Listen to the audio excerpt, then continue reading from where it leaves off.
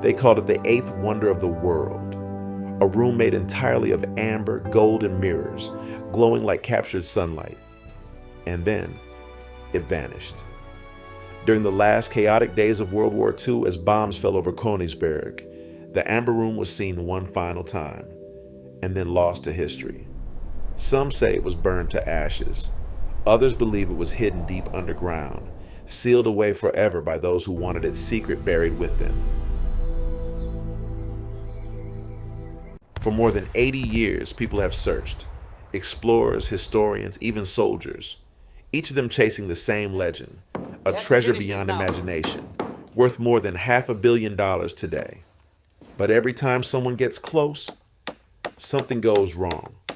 Collapsed tunnels, disappearing maps, mysterious accidents that no one can explain. Some believe the Amber Room is cursed. Others say it's protected. According to one theory, it was loaded onto a secret Nazi train in 1945, a train that vanished somewhere in the forests of Poland. Another story speaks of underground bunkers beneath the Baltic coast, sealed before the Soviets arrived. The truth, however, might be even stranger. Recent discoveries suggest the Amber Room might not have been destroyed at all, but moved. A hidden network of tunnels, a sealed chamber, and a name that keeps reappearing in forgotten documents: Operation Waltraud. No one knows who Waltraud was, but every trail, every rumor, every whisper leads to the same place. Somewhere beneath the ruins of the old world, the Amber Room still waits, waiting for someone to find it. But new evidence has surfaced, a clue hidden in plain sight, a name that appears in forgotten German files: Operation Waltraud. No one knows who Waltraud was or what the operation meant. But deep beneath the forests of Eastern Europe, explorers have found something: sealed tunnels, carved chambers, and a single corridor that leads nowhere. When the Red Army closed in, panic spread through Königsberg like wildfire. Art curators, officers, civilians, all trying to save what remained of a dying empire. In the cellars of the royal castle, they packed treasures into wooden crates. Some were labeled Amber Room, handle with care. But the city was burning, and there was nowhere left to hide. Trucks moved at night, engines muffled, lights dimmed. Witnesses saw them leaving the castle courtyard, 6 vehicles escorted by soldiers. No one knew where they went. Some said the coast, others whispered the mines, and then silence. Days later, the castle itself was reduced to ash. Months after the war, Allied officers found scattered papers in the ruins. Among them, a coded message signed by Colonel von Hecht. It spoke of Operation Waltraud, the relocation of cultural assets of highest priority. The date matched the convoy's disappearance, but the destination was left blank. One empty line, hiding a legend for 80 years. Some claim the Amber Room was destroyed during the bombing of Königsberg Castle. Others said it was dismantled, piece by piece, and smuggled out before the fire reached it. Rumors of a hidden bunker beneath the castle spread like a curse. And in the chaos of war, truth became as fragile as the amber itself. A report from 1945 mentioned a ship named Karlsruhe. It carried precious cargo from the port of Pillau. 3 days later, it was sunk by Allied bombers in the Baltic Sea. For decades, divers searched the wreck, and some claimed to see golden glimmers in the darkness, but no one ever brought proof to the surface. Then came the maps, Soviet reconnaissance drawings showing sealed tunnels west of Königsberg, deep underground chambers marked with a single note: "Do not enter." Modern scans confirmed something massive still lies there beneath layers of rock and time, but permission to dig was never granted. Some secrets, it seems, were meant to stay buried. In the forests of present-day Poland and Germany, treasure hunters still follow the same clues. They walk forgotten railways, dig near collapsed bunkers, trace every rumor, every whisper. Some search for gold, others for history. But all of them are chasing a ghost, one made of amber, light, and obsession. For years, Soviet intelligence denied any knowledge of the Amber Room's fate. Then, declassified files revealed they had been searching too. Entire teams sent to recover the treasure and to silence those who got too close. In the Cold War, the Amber Room was more than a legend, it was leverage. Even now, new discoveries appear. A hidden mine entrance uncovered by storm erosion. A letter found in an attic, written by a German officer before he vanished in 1945. And a single word scribbled in the corner of the page. Amber. The legend refuses to die.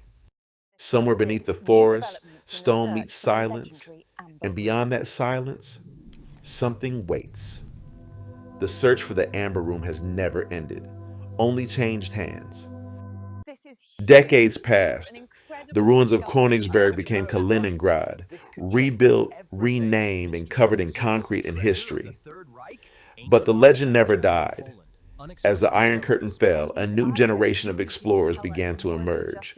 Not soldiers or thieves, but historians, divers, and scientists armed with technology far beyond anything imagined in 1945. They called themselves the Amber Hunters.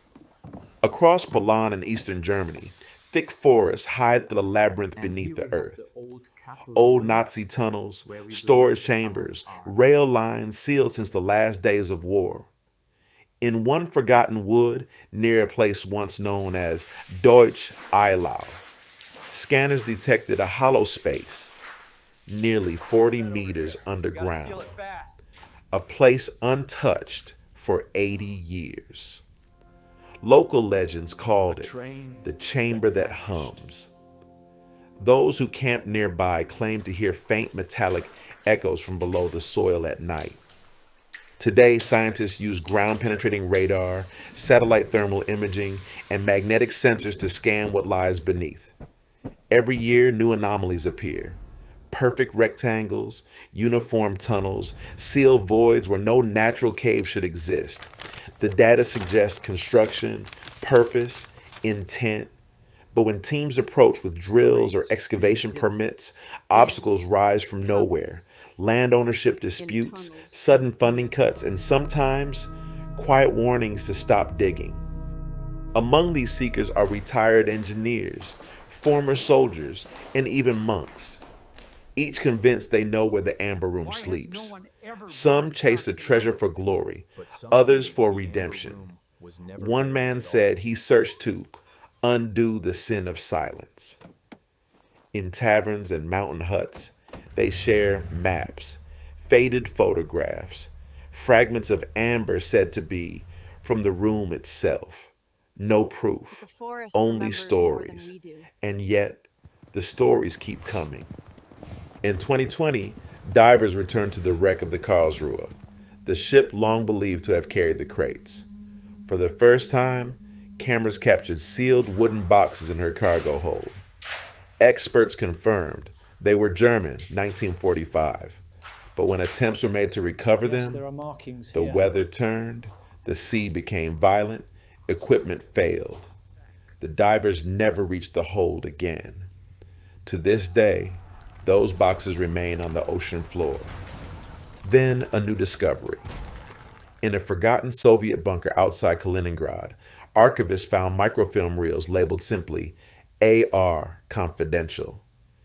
Inside were fragments of reports, photographs, coded telegrams, most unreadable. But one line stood out.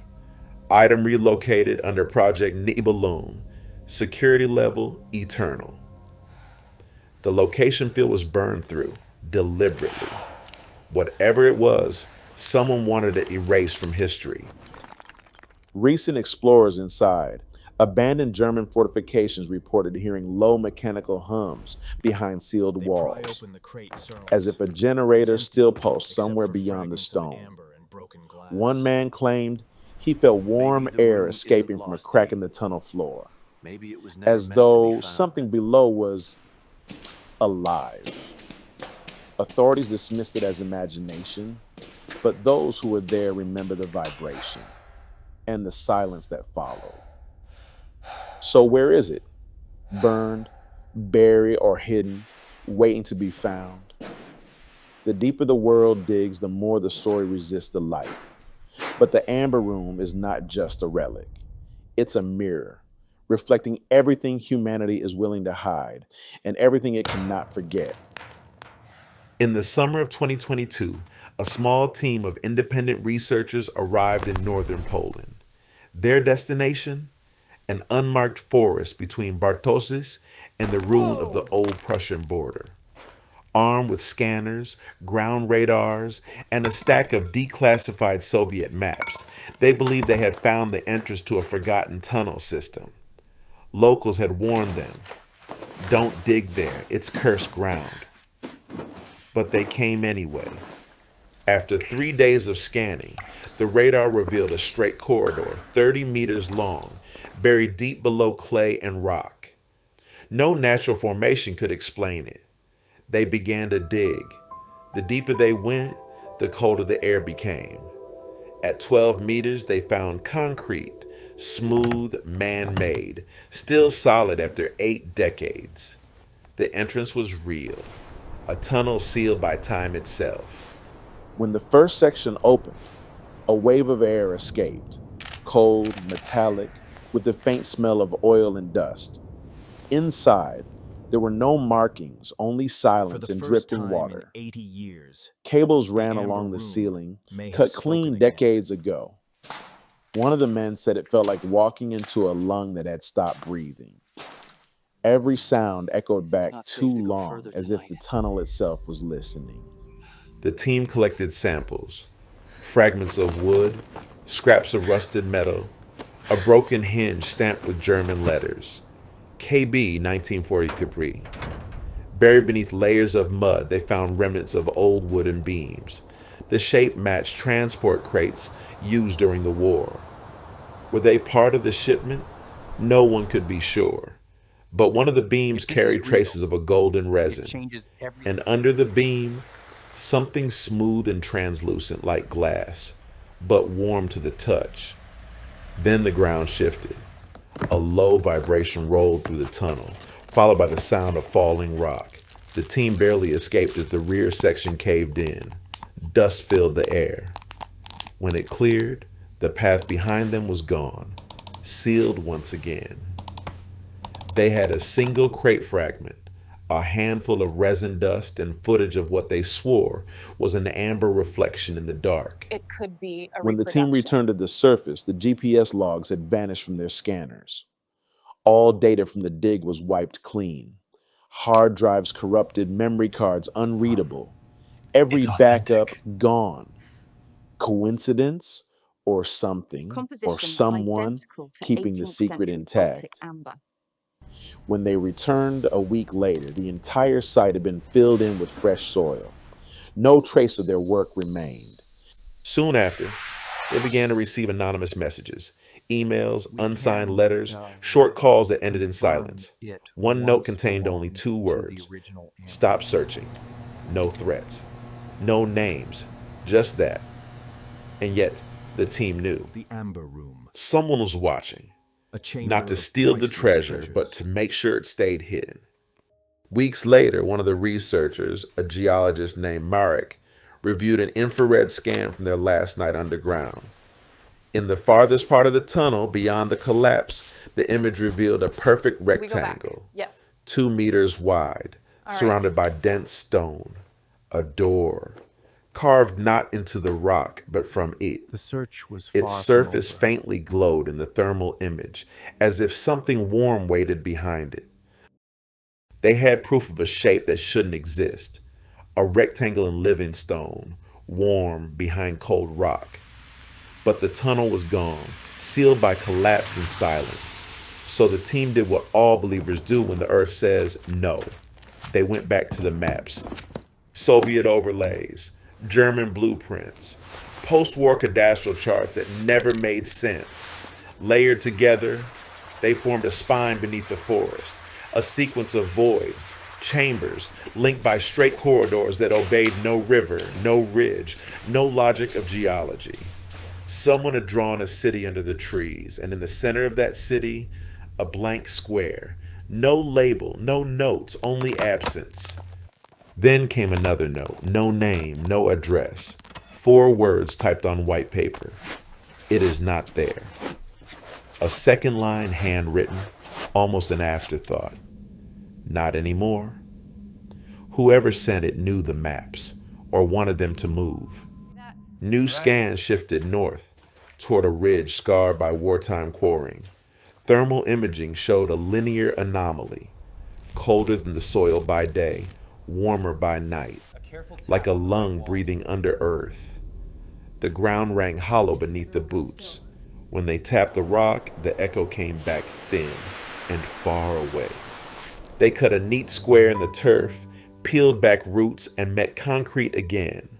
Smooth, poured, reinforced with steel that sang under the drill. At 40 centimeters, the bit sparked. Something dense sat behind the slab, metal or stone, What was that? close and stubborn. They listened with the contact mic. Nothing. And then a faint, regular tremor.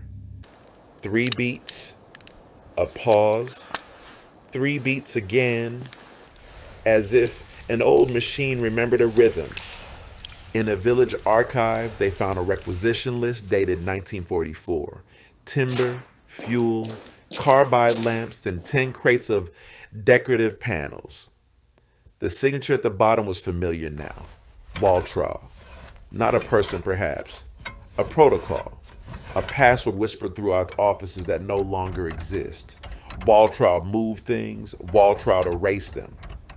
The ridge held another surprise. An overgrown cut, like the mouth of a quarry swallowed by pines.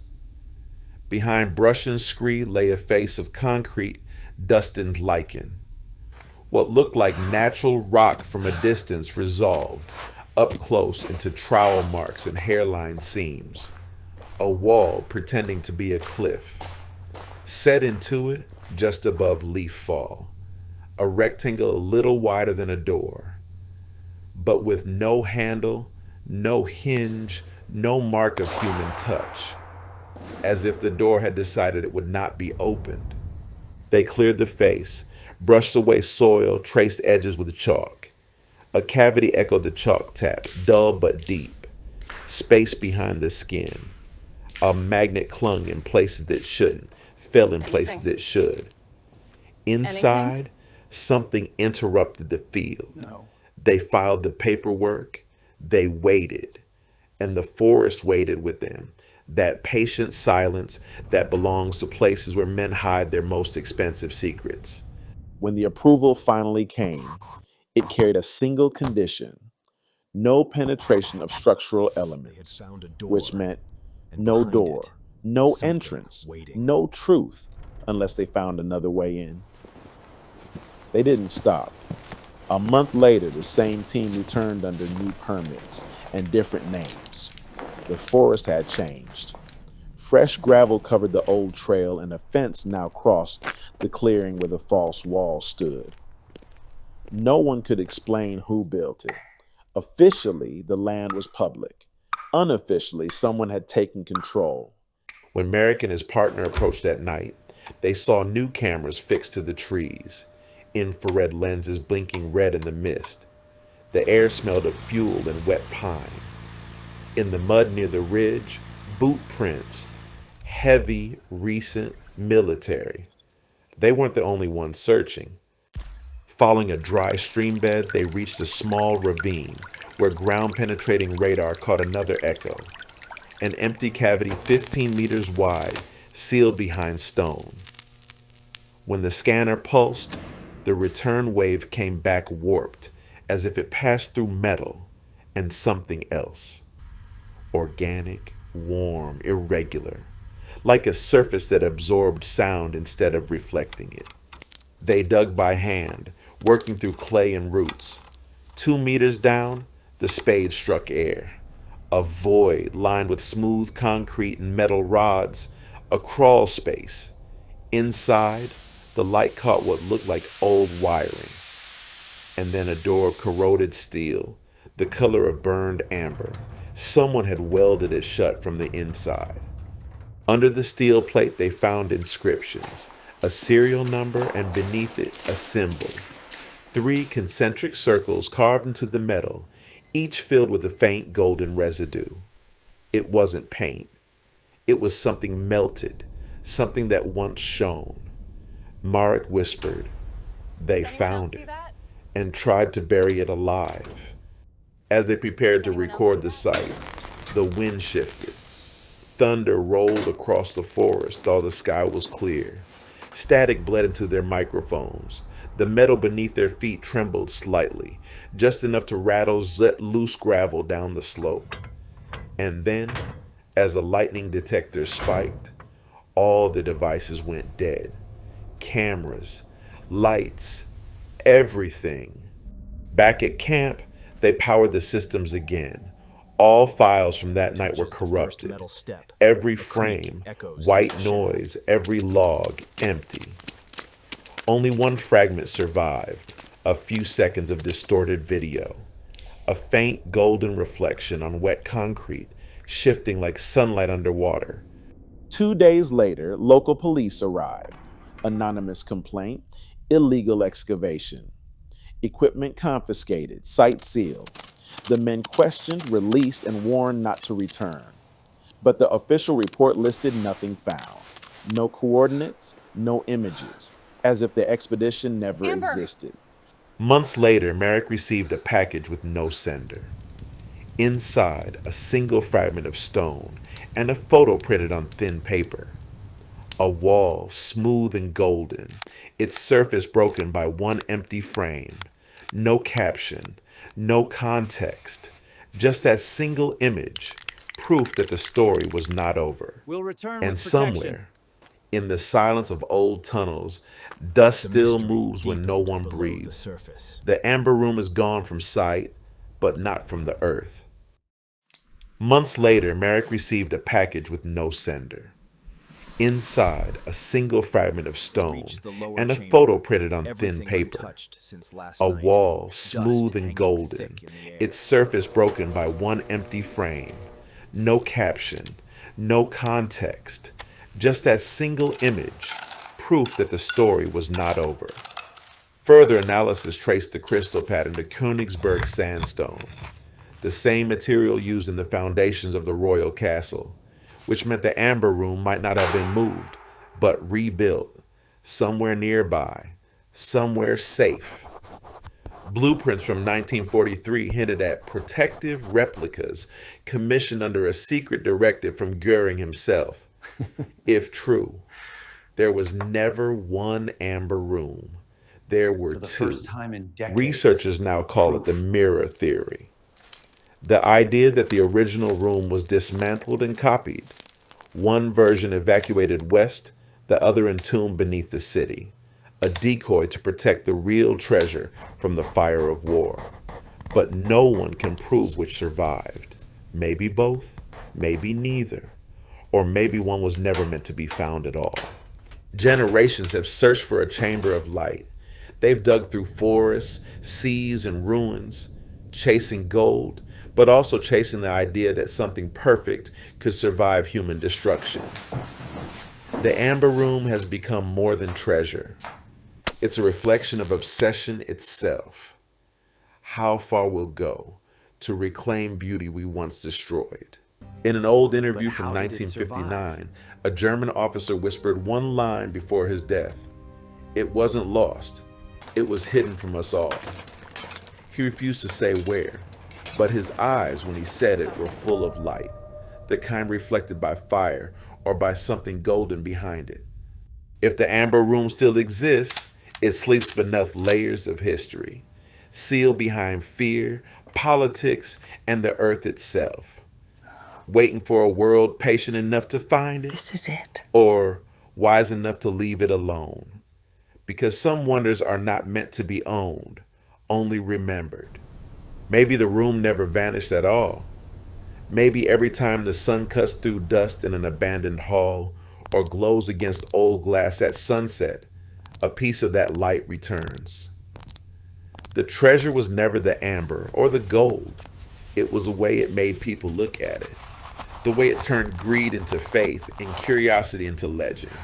Somewhere, deep beneath the forests of Europe, machines still hum in the dark, and the earth remembers more than it reveals, because this isn't the only treasure the war tried to erase. Next, we follow the trail of another myth, buried beneath a mountain of salt. In the next episode, They were the most powerful order of their time, and they vanished overnight. But before their fall, the Knights Templar hid something the world was never meant to find.